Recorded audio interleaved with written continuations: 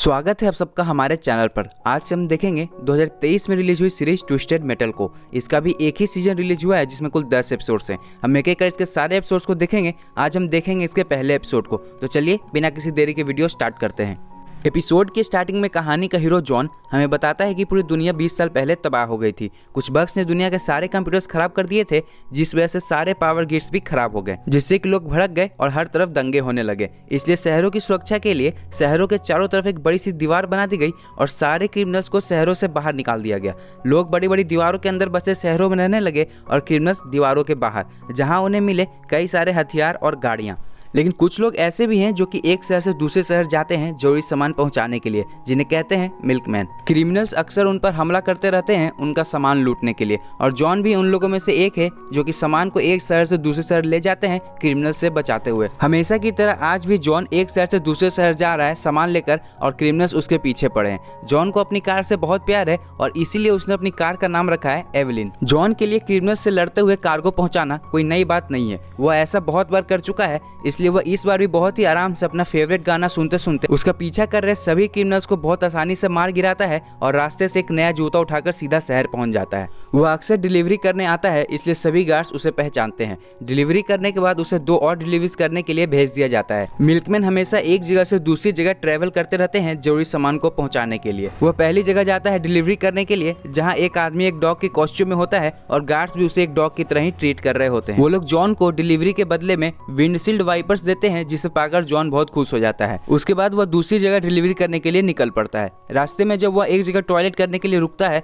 तब 2 लोग उसकी कार को चुराने की कोशिश करते हैं, जिसमें से एक लड़की होती है। वो लोग जॉन को देखकर वहां से भाग जाते हैं। जाने से पहले वह लड़की जॉन को मिडिल फिंगर दिखाती है, जो कि पहले से ही कटी हुई थी। जॉन अपने पेरेंट्स को भी बहुत याद करता है। उसके पास उसके बचपन की एक फोटो होती है, लेकिन उस फोटो में उसके पेरेंट्स का चेहरा नहीं होता है। जॉन बिना किसी मुसीबत के दूसरी जगह डिलीवरी करने के लिए भी पहुंच जाता है। दूसरा शहर जहाँ वह डिलीवरी करने आया है वह है सैन फ्रांसिस्को। शहर के बाहर कई सारे लोग किसी तरह अपनी जिंदगी जी रहे हैं, जो कि कभी क्रिमिनल्स हुआ करते थे। गार्ड्स जॉन को गेट पर ही रोक देते हैं और उसकी डिलीवरी के बदले में उसे एक रिवॉल्वर और कुछ गोलियां देते हैं। तभी एक गार्ड उसे बताता है कि सैन फ्रांसिस्को के जो नए सीईओ हैं वो तुमसे मिलना चाहते हैं शहर के अंदर।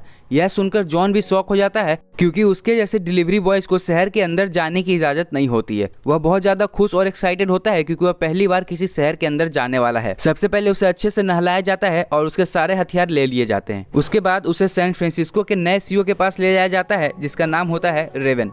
रेवन उसे बताती है कि यहाँ कई सारे मिल्कमैन डिलीवरी करने आते हैं, लेकिन कोई भी 1 या 2 बार से ज्यादा यहाँ नहीं पहुँच पाता है। लेकिन तुम यहाँ दर्जनों बार आ चुके हो, इसलिए मैं चाहती हूँ कि तुम न्यू शिकागो से मेरे लिए एक पैकेज लेकर आओ, जिसके बदले में मैं तुम्हें सैन फ्रांसिस्को की सिटीजनशिप दे दूंगी। न्यू शिकागो यहाँ से बहुत दूर है और उसके रास्ते में कई मुश्किलों का सामना करना पड़ेगा, इसलिए वह शुरुआत में तो मना करता है, लेकिन सिटीजनशिप की बात सुनकर वह मान जाता है। इसके बाद सीन शिफ्ट होता है नेवाडा के पास, जहां हम उन्हीं दोनों को देखते हैं जिन्होंने जॉन की कार चुराने की कोशिश की थी। दोनों कुछ पुलिस वालों से बचकर भाग रहे होते हैं, लेकिन उनकी कार क्रैश हो जाती है और दोनों पकड़े जाते हैं। इधर रेवन जॉन को अपने घर ले जाती है, जहां वह उसके हस्बैंड नोआ और उसकी बेटी डव से मिलता है। जॉन डव को देखकर बहुत खुश हो जाता है, क्योंकि उसने पहली बार किसी बच्ची को देखा है। जॉन उनके साथ डिनर करता है और वह रेवन के फैमिली को देखकर थोड़ा इमोशनल हो जाता है। रेवन उसे जाने से पहले एक घड़ी देती है और कहती है कि तुम्हारे पास बस 10 दिन का समय है पैकेज को लेकर यहाँ वापस आने के लिए। जॉन के जाते ही वह डव को एक गार्ड को दे देती है उसकी माँ को वापस करने के लिए। यहाँ हमें पता चलता है कि ना ही तो डव उसकी बेटी है और ना ही नोआ उसका हस्बैंड। यह सिर्फ एक नाटक था जॉन को कन्विंस करने के लिए, ताकि जॉन पैकेज लाने के लिए मान जाए। यह देखकर तो यही लगता है कि वह उसे सिटीजनशिप भी नहीं देगी। सीन फिर से उन्हीं दोनों पर शिफ्ट होता है, जिन्हें पुलिस वाले पकड़ लेते हैं। यहाँ हमें पता चलता है कि ये दोनों भाई बहन हैं।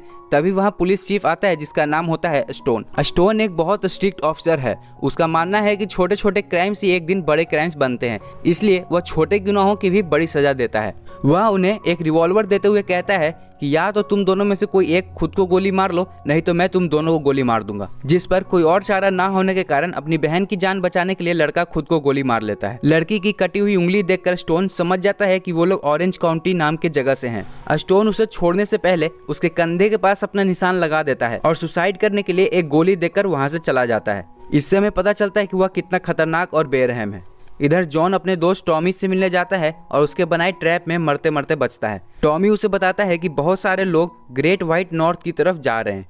वहाँ जरूर कुछ ना कुछ होने वाला है। जॉन उससे कहता है कि वह नॉर्थ नहीं ईस्ट में न्यू शिकागो जा रहा है। यह सुनकर टॉमी चौंक जाता है। वह उसे बताता है कि न्यू शिकागो यहाँ से 2132 मील दूर है, बीच में कोई सेफ जगह भी नहीं है और उधर की हालत भी बहुत ज़्यादा खराब है। लेकिन सिटीजनशिप की लालच में जॉन उसकी एक नहीं सुनता, इसलिए टॉमी भी उसे न्यू शिकागो जाने का नक्शा दे देता है। लेकिन जाते जाते वह जॉन को चेतावनी देते हुए कहता है कि शिकागो जाने के लिए तुम्हें वेगस से गुजरना होगा, और हम दोनों जानते हैं कि वेगस पर किसका राज है। वेगस शहर पर राज करता है एक सनकी पागल जोकर जिसका नाम है स्वीट टूथ। जॉन वेगस की तरफ जा रहा होता है कि तभी अचानक से वो लड़की उसके सामने आ जाती है, जिससे कि जॉन थोड़ा अनबैलेंस हो जाता है और उसकी गाड़ी भी रुक जाती है।